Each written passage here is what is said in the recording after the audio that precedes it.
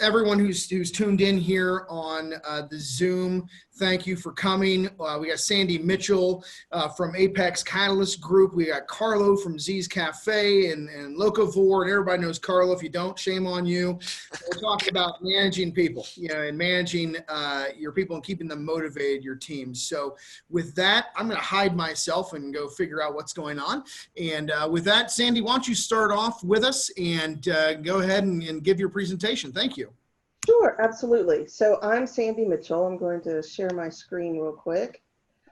I own Apex Catalyst Group, and we have a firm that really focuses on three things for leaders and their leadership teams: vision, traction, healthy. Vision, we help them realize where they're going and how they're going to get there. Traction is making sure that they have the right people in the right seats and everybody is aligned towards achieving the vision.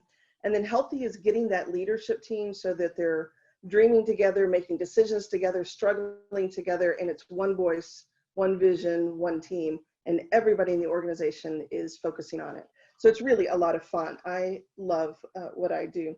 And so today they've asked me to come and talk about leading through the storm because we have multiple storms that are happening right now, right? We've got the pandemic, we've got the, I don't really know if they're calling it a recession or depression or whatever it is. The finances are hard, and gas, and I mean, everything's just kind of hitting us at one time. So how do we work through all of that? The first thing that I wanted to talk about, there's really just kind of three quick questions that they said y'all were interested in. The first one is, how do you lead remotely? And I'm a big numbers person, so I've got 5 things that I think will make it a little bit easier for you. The first one simply is just to take a breath. This sounds really simple, really silly.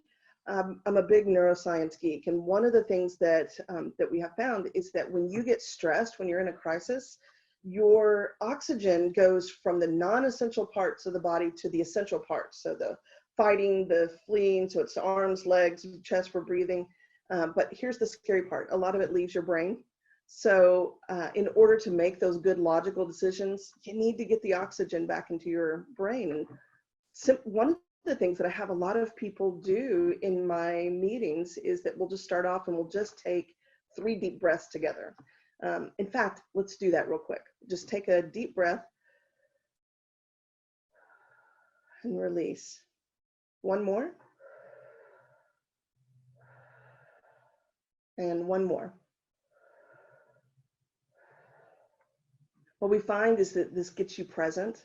It helps you start focusing in on what we're doing now and not all the 27,000 things or dealing with a dog or the kids or whatever before you got here.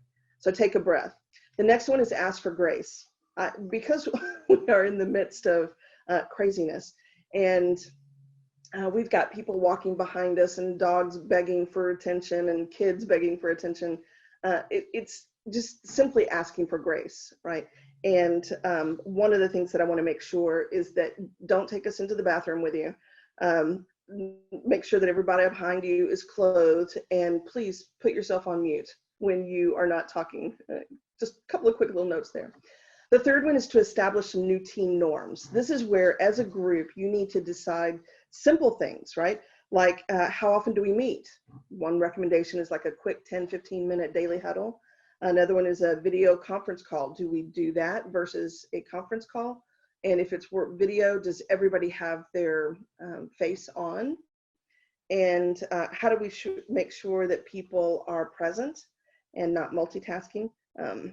And then how do we share information? So it's just creating that, what are our new norms? Because we're not walking into the office and shaking hands or doing whatever anymore. So how do we create those new norms? The fourth one is have a virtual office hours. You as the leader, it's really important that people still have access to you. And so I've got several, most of my clients are business owners, and I have several who have just determined specific hours that they are open during the week. And they'll just open up their Zoom or Google Hangout or whatever they choose to use, and people can come in and talk to them. So it's a real easy way for people to have access and feel like they are part of that. and just check in on your people. Really make sure that they feel like you are paying attention to them and who they're doing. Now this next one is all about how do you keep people motivated when you are in the midst of all these distractions? Here's some really simple things. The first one, there's 3 here. Create a new daily schedule. And so here's some things that I do, right? So I set my schedule from 7:30 to 5:30. I have an hour at lunch, and I leave the office space to go take that. I put 15 minutes on my calendar in the very beginning, so that I am able to focus in on what are my plans for today? How do I prioritize today? I have my laptop, so it's open to the calendar first, not email, so I don't get sucked in. I set my priorities for the day. I make sure that I get away for lunch so that your brain continues. And I do little things, like I don't turn the TV on during the day. I don't do laundry or other things during the day. So I really try to focus on work. Determine what your rewards are for doing the work, right? So when I accomplish something, I'll get up, I'll walk around the block, I'll have a Diet Coke, I'll Facebook, I dance to Alexa, whatever works for you. You got to have something that you can get up and get around. And then tell the distractions what your boundaries are. If you tell your kids or tell your spouse or put the dogs outside like I do on important meetings like this, tell them that there is a time frame. Look, I'm going to be working for the next hour and a half. I'm going to be working for the next 3 hours. If there's a timeline, then they are more than willing most of the time to let you focus in on that. And then the last one, how do you keep people focused? I think, again, there's 3 quick things here. The first one is you help people get their time into chunks. So there's a lot of apps out there. There's one I like to use called Pomodoro. You can actually just use the timer on your clock. But most people's attention span is about 25 to 45 minutes. So put your timer on, focus just on one thing or one type of thing like emails. And then when the timer goes off, you get up, you walk out, and you do something different for 5 minutes. That helps keep you focused. And it's amazing what you can get done in 25 minutes if you're not doing 17 other things. The next one is have daily huddles. One of the things that I think is really important is really keeping touch with your people. When they have, a lot of my clients have, we've scheduled morning meetings, but the meetings are like 10 to 15 minutes long. Quick, right? And they ask 3 questions. What's going well? What is or what are your priorities for today? And then what are the obstacles that are facing? Where do you need help? And so everybody has just like 1 minute or a minute and a half to talk about this. And then if there's anything that needs to be done to help them, then you can do that really quickly. But having that and knowing you're going to do it every morning, how did it go yesterday? What are we doing today? Any problems? Then it's easier for people to keep on track on that. And then the last one is just make sure that you're having fun. So doing things that are fun, right? So at the beginning of a lot of my meetings, I'll do what we call the best and best. What's the best thing that's happened to you personally? What's the best thing that's happened to you professionally? And everybody has 30 seconds to say this. And in that time frame, neuroscience geek coming out, what happens is 3 things are happening. One, when you are asked questions that ask your opinion, the pleasure center of your brain lights up, which opens up the oxygen into your brain, which means that you can problem solving later, faster. The second thing that happens is you start to learn even more things about each person on your team. And so you start to bond even more as a team. And then the third thing we find that, again, that helps people come into the meeting and stay in the meeting. So really, what I'm thinking is that when you can just have specific, what are my priorities today? How am I going to do it? How am I going to block the time off? It makes it a lot easier to handle not only what's happening in your world, but you can really help work with your teams and make them feel like they are a part of this and still being valuable and still being a part of a team and not isolated on their own. There you go. All right. Well, thank you, Sandy. Really appreciate that. For those of you who joined, we put the Zoom link on the Facebook, so we got a lot more people coming in. This presentation will be available, so don't feel that you've missed anything. You can certainly go back and watch that. Sandy just explained how she's going to control my 3-year-old to interrupt conference calls. So You we can got do it, Chris. we got that great advice. So now we'll flip it over to Carlo and let him chat about what he's been working on. Carlo? Thanks, Chris, and thanks to everybody watching. And Sandy, thank you. That was the perfect timing, because I think after the last 4 weeks we could use a collective 3 deep breaths every morning. It has been, an unprecedented time for us in business. And it's funny because anytime we talk about business, I always bring it back to the one statistic that always stands out. Is that every year, over 500,000 businesses are started in this country alone. And at the end of every year, 30% of those new businesses that started just won't be around. And you think about it, how many people do you know that have their own business, but how many other people do you know that want to start a business, but they're overthinking it, right? Or they're scared of taking the risk. We call that the failure to launch. And I think that is that's apropos, especially in the last 3 weeks. I'm in the food business. And so when the schools started to shut down and people stayed home, we all got a little worried. All of us in the food business, caterers, restaurants, bakers. And when they closed the restaurants, that was our oh crap moment. What are we going to do? And for the big boys, the big restaurants that have a lot of walk-in traffic, you could do a curbside, you could do a pickup. That maybe isn't as cathartic as it if you're a catering business and you rely on people. I mean, my business thrives on people gathering. And now that we're social distancing, what do we do? I think the food business has done a great job in pivoting, but I'm going to take you through 3 simple points that I've learned really over the past 3 weeks. This was like me starting my business all over again, taking my business plan and ripping it up and figuring out how to reinvent ourselves. And the best piece of advice that somebody gave me was ready, fire, aim. Just do something. I tell my staff all the time, if you're in the middle of if you're catering somebody's wedding, right? Or if you're on the production line making something and there's an emergency, just do something. Even if it's the wrong thing, do something. Don't just sit there and let it happen. And so that's kind of what we did in changing our business model. We realized that we have to do something. We didn't have time to think it all the way through and put it down on paper and go through a focus group and vet it out and talk to our banker and attorney. We just did it. And I'm going to show you what we did. It was something very different. We started a crisis meal project for families who were really affected. I mean, you think about it, we've got 85,000 students in the Fort Worth ISD who qualify for free or reduced meals. 85,000. If every one of those kids belonged to a family of 4, that's 340,000 people in our city. And according to United Way, that number could increase by 60%. That means we're looking at over 500,000 people who will be food insecure. So, we had to do something. I also thought, what am I going to do with my staff? So we thought, let's just put it out there. We'll take donations. We'll turn those donations into prepared meals and foods, and we'll just find somebody to give it to. So we partnered with United Way, the Boys and Girls Club of Tarrant County.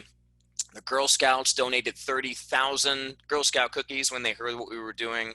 And we were on NBC5 this morning talking about, my point is, do something. When you don't always have time to think about it, but just give it a shot and give it a try. The second thing is, and I'll show you here on the screen, is it's important. Don't make it about you. It's not always about you. When you are focused on highlighting other people, right? Showing pictures and people love pictures and stories. So in times like this, when you're needing to reinvent yourself, you're needing to do something different, reaching out and showing pictures of the volunteers who are helping you, or the people who are distributing the food down here for the Boys and Girls Club, or the police officers that are protecting our streets, or the firefighters, or the healthcare heroes, or the parents who are at home doing homeschool for their kids who maybe have never taught Chinese or French or Russian to their children, that are trying to just ready, fire, aim. Sometimes you just have to kind of figure out what you're doing on the fly. And the third thing that really has worked for us is we have included our staff as we've pivoted. Our staff has been all in. We sat down, we had an emergency meeting and said, guys, what are we going to do? I want to save everybody's job, but at the end I couldn't save. I'm running at about 40% of my staff right now. But that's when it comes down to being a hardworking employee. When stuff like this happens, well, you choose the hardworking employees first. And so we all collectively thought, let's just give this a shot. There's a great need. We may not have medical degrees or be not doctors or nurses, but we're around food and we know food, and here's what we can do. And I think that if we all band together as a business community and say, what can we do for you? Ask your neighbor, how can I help? If we're all constantly trying to outgive and outhelp and outlove one another in the business community, we will get faster. We will get through this tunnel to the end of that light a lot faster than if we just think about our business, what's good for me, when is my check coming in, when's my payroll protection plan coming in. You know, my mom taught, I'll end with this. My mom taught me that God gave you two hands, right? One was to take care of yourself, and one is to take care of other people. And I think that that giving collaborative spirit is woven into the DNA, into the fabric of our community, of Dallas, Fort Worth, North Texas. We're all one community. And so if we have that outgiving mentality, we'll be able to weather the storm during this time of uncertainty. Well, I mean, it's just a tremendous story what you're doing, Carlo, and the sandwiches that are being made and everything, and bringing the community together. And I tell you what, he makes a mean turkey sandwich. I can say that, and the salad is phenomenal as well. So thank you for that. You know, due to our technical difficulties here, we haven't had any questions come in at this point, but really appreciate you folks coming on. And we're gonna have you guys back on, because this is a tremendous story and what you guys are talking about, and really need to get it out to the masses. Even though we'll have this video on our Facebook and whatnot, really do want to have you guys back on to talk a little bit more in depth on this. So, oh wait, we had a question come in. Yeah, right? well, Chris, before you leave, I've got one more thing that I want to share with people. Sure, go ahead. Well, go ahead and ask the. Oh no, she's typing the question. So you go right ahead, Sandy, and I'll take a look at this question real quick. Let me share this real quick, because one of the things that I think is really helpful is free resources right now, and I have two free resources for you. The first one, and this one is good for through April 15th. A friend of mine wrote this book, Virtual Teams for Dummies. It's by Wiley. If you if you write this link down, or I'll put it out on the Facebook page, you can download this book. It's $18 for free. It's fabulous for right now. Thanks to Wiley for making that free. Also, Patrick Lencioni, one of the leadership gurus, is making his book, The 3 Big Questions for a Frantic Family, free. So now that all families are together all the time, this is a really good way of how do we make sure that we are, we're doing well together. I just want to make sure you have those two resources, and I'll put these two links out on the Facebook. Great, thank you. So, question that came in is a fabulous question that I'm pretty sure came from my wife, because this is exactly what she's asking about. And this is for Sandy or Carlo. How are you disconnecting from work, at the end of the day? We're there, you're at home, the computer's there. How do you do that? Is it just a mindset, or how do you just disconnect and walk away from that? What's the best practice on that? Yeah, I have been working from home for about 7 years now. And in the beginning, I was working all the time, until I realized I'm an entrepreneur, so I have more work-life balance, but there is no balance. So that's why I said I made the rule that I work from 7:30 to 5:30. I have a room that I've set aside, or I have other clients who have chairs that are set aside. That's their office. You leave the chair, you leave the office, and you don't go back. And it takes discipline to do that. Oh, I'll just do this one little email, and 3 hours later you're still working. So it's, what are you going to do outside of work? Sandy, I need to hire you for sure. Because the food business is just, maybe my business is an outlier. We're just erratic. Like I was at work. I've been at work at 5 a.m. this week. Thanks to Facebook, by the way, Facebook, the data center, and Andrea Puente, a shout out to you because we're catering for them, and that is saving our business this week. But some days you just have to. One of the best things about the last 3 weeks is we don't have many evening events, so I've had a chance to spend time with my wife. So I think during this period of uncertainty, we need to look through all the garbage and stuff and try to find what are the key takeaways? How can we use this time to reconnect with our children, our parents, our spouses, our homes, our gardens, our yards? I mean, what are the things that we just don't make time for? And I think we can really use this time to be productive and rekindle those relationships that tend to get forgotten during just the hectic busyness of everyday life.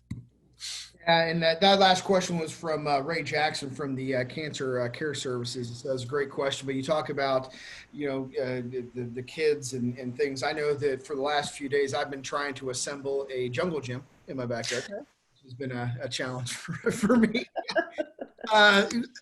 Carlo, a question for you that has come in here is, the food restaurant industry, retail, what is the new norm? I mean, what are you seeing? What are you thinking is going to happen as we come back from this? Is there, what's going to change in the entire industry? Well, I'll tell you, I'm glad that Uber Eats started 4 or 5 years ago, and they really started the on-demand order food, have it picked up, that in favor. So thankfully we had that in place. But what I will say is I think the days of the 200-person dining room in the big restaurant, I think those days are numbered. People just aren't taking time at 6:30 to all take the family out to dinner nearly as much as they did 20 years ago, even 10 years ago. So I think you're going to see a lot more what's called ghost kitchens, which is basically a kitchen in the middle of nowhere in some industrial park that if you get an order for Macaroni Grill, that kitchen makes all the to-go orders for Macaroni Grill. The driver goes, picks it up, takes it to your house. You get it in a Macaroni Grill bag, and you think it came from the kitchen at Macaroni Grill. It came from some other kitchen in the middle of nowhere, because what we're finding in these is a lot of restaurants, they're having this on-demand Uber Eats, Chow Now, Grubhub. This business is really increasing. Well, their kitchen can't handle that on top of their normal dining room, on top of their normal catering. So they're having what's called ghost kitchens. There's no label, there's no name on the building, but it's all coming out of these kitchens. I think you're going to see a lot of that. I know McDonald's has been experimenting with different kiosks it's specifically situated in highly densely populated areas that there's no kitchen. It's just a place to hold food where you can go by and pick something up. You're going to see unique business models that have less upfront capital investment and more sort of short-term, just produce the food and get it as close to the people as fast as possible. Great. So we got a question here from our own Brandon Gangelbach. Oh, boy. Hide your kids. If he can order a margarita from you and you'll take it to him. That's what he wants to know. Yeah. If he gets me, it's valid between now and 2:25 p.m. So you better put it in. I was looking for one of those. Serious question here. A lot of people, you're at home, you're in the confines of your house. Maybe you haven't left your house. You haven't left a neighborhood. Some people will kind of go into a depression mode on that. What's the thoughts? Sandy, I know you said some things about, getting dressed and, doing some different things. How do you stave those emotions off? Yeah. I think one of the things that somebody had recommended to me probably about 2 months ago, so I just started reading it. It's called The Miracle Morning. And they say whatever you do that first hour determines how the rest of your day goes. And so they say that like the first thing you should do is you get up and you brush your teeth, because that little mindset thing, it sounds so crazy, but it forces you to start to wake up a little bit. You drink 1 glass of water, then you put on your clothes to go exercise, and you do something where you go out and my parents live on 2 acres and they just walk up and down the driveway. And so just find some place that you can do some sort of exercise. Because that is a huge chemical balancer in the brain is exercise. And look for ways to have fun. One of the things that, you know, my neuroscience geekiness, when you, whatever you tell your brain says, okay, let me prove that's true. So if you tell your brain, oh my God, I'm bored, I'm terrible, this is horrible, I hate being here, your brain's going to look for ways to prove that's true. But say, okay, so this could be kind of fun. What could be fun about this? Your brain's going to look for ways to find fun or funny things. So how do you reframe? Well, and I would add, cook a meal for yourself, cook a meal with your significant other. That's a fun thing to do. Typically, we don't have time. Most people just don't cook anymore. It's easier to pick something up on the way home or order something. But you'd be surprised. Most people are better cooks than they think if they don't think they're very good. The other suggestion, I've watched my wife. She's been working from home. She's not used to working from home, but I see her. She gets out and goes for a walk or a jog every day. Just getting outside, seeing the sun will just kind of shake some of that irritation off and bring you back more recharged. You have a much greater chance of getting sunlight while we're in shelter in place than you do when you're at work. So take advantage of it. Absolutely. I mean, I can tell you from my personal experience, I have been sitting on my Chase Lounge in my front yard with a beer. Like Herman Munster. Hey, okay. So another good question, and Sandy, I think this might be for you, but Carlo, you probably have some thoughts too. So, you know, as we're talking about, you know, the virtual workspace, and everybody's been working from home, we're doing all these Zoom calls or Teams or, you know, whatever it is. Does this change the way we do business, the way we interact with each other moving forward? You know, once it's peaked and we're done with this, are we shrinking office spaces? Are we doing this more? What does that look like? Yeah, I think it's going to help a lot of the, dare I say, old guard realize that people can work from home and be productive.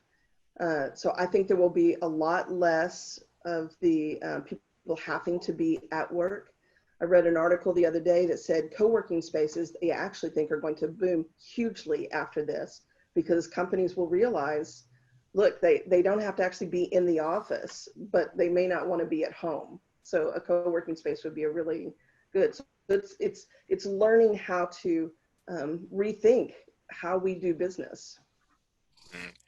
Yeah, I agree. I think you'll see a lot more committee meetings, if nothing else, take place via Zoom, where you don't have to leave and try and get in your car and park and go up. And so I think you'll find that will probably, there'll be a mad rush for people to decide, okay, are we going to have meetings virtually or in person, or should we split them? But I think, as we do in this country, we tend to go way overboard and then we come back a little bit. So I think if, you know, part of what I like going to meetings and going to work is just seeing people. There's something about seeing people and making that human connection in person that we can't lose. So if you're out there thinking about whether to go all virtual, I would just remember there's something about that personal connection that will keep people happy employees, healthy employees, great volunteers, great board members, and really committed when you've got that in-person relationship. Well, and you think about people like me who are single and I only have four-legged pets that are, you know, here in the house. I miss touch. I miss shaking somebody's hand, giving somebody a hug, just seeing them in person. It's there's a lot to be Great for that. I will say, well, number one, there's some people who have raised their hands on our participants list. If you do have a question, go to the Q&A and type that in, and we'll ask that question for you. Now, going back to the cook, the chicken salad man and the turkey sandwich man. So, cooking videos, where are we going? I know that I'm going home tonight and I'm making honey garlic pork chops.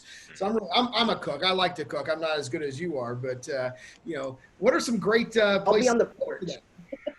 You know, I like watching Gordon Ramsay's videos. You know, the British chef that swears all the time and throws things in the kitchen. He's a nicer guy when he's doing a cooking video than when he's actually doing dinner service. So if you look up, and he's a true master chef. There are very few true master chefs in the world, and he's one of them. look him up. I think it's GordonRamsay.com. He can make a little bit of anything, but also search, search Fort Worth cooking videos. And I'd encourage you to go find local chefs here who maybe they're the chef and their restaurant is really slow and they're putting out cooking videos. There's a way to still support local, even with something that you could find worldwide. So what you say is you're going to give me the chicken salad recipe. Oh my gosh, I'm Italian, so I could tell you, but you know what I got to do? One more question here. Let's just talk about small business in general. And Sandy or Carlo, whoever wants to take us.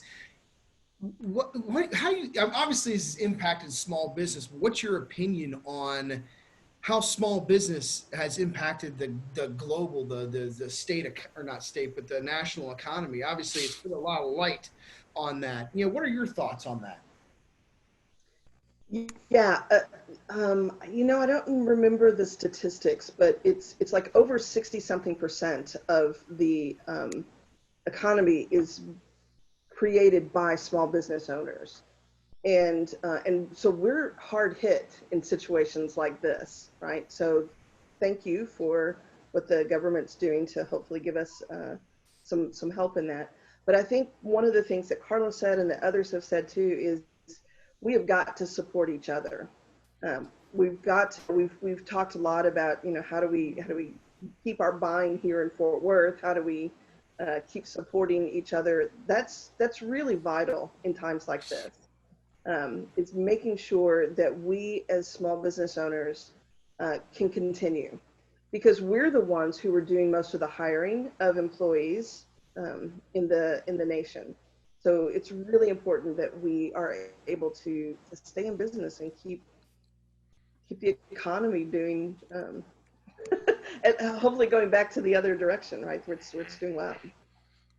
And I think as small businesses, we join different organizations for different reasons. The most important thing is we feel like we've gotten value, right? And so sometimes you can never anticipate something that's going to happen like this. And I mean, I see the value of the chamber. I see the value of my chamber membership when I'm getting calls from Brandon and Nettie and Brittany and a lot of the other folks say, hey, what can we do to help small? I mean, that's the first question the chamber's been asking me for the past 4 weeks is what can we do to help you?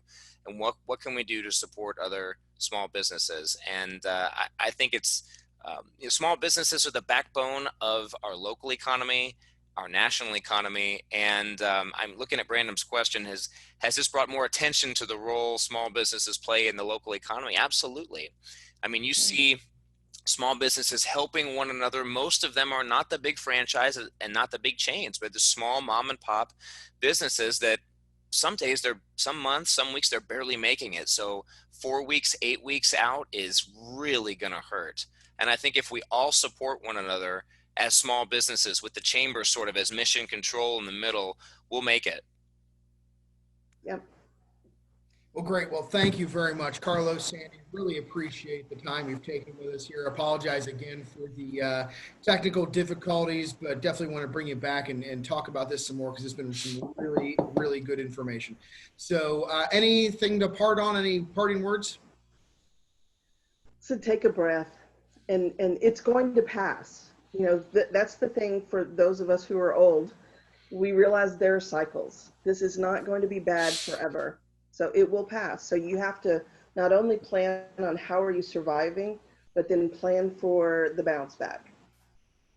And if you're watching this video and you have a skill or talent or technique, or you're a content expert, I mean, reach out to the chamber and reach out to the small business community and say, hey, what can I do to help? What can I do to help you? What can I do to help other small businesses? I know the chamber's working on putting together a resource list for small businesses. And again, by trying to outgive one another, we'll make it through this tunnel. Absolutely. Thank you for that, Carlo. Go to our website, reach out to us. We want to know what's going on, what's impacting you, so we can provide, resources, information, connect you with the right resources. So again, thank you very much for coming on, and have a great rest of the day. Thanks. Thanks, everybody. Bye. Bye-bye.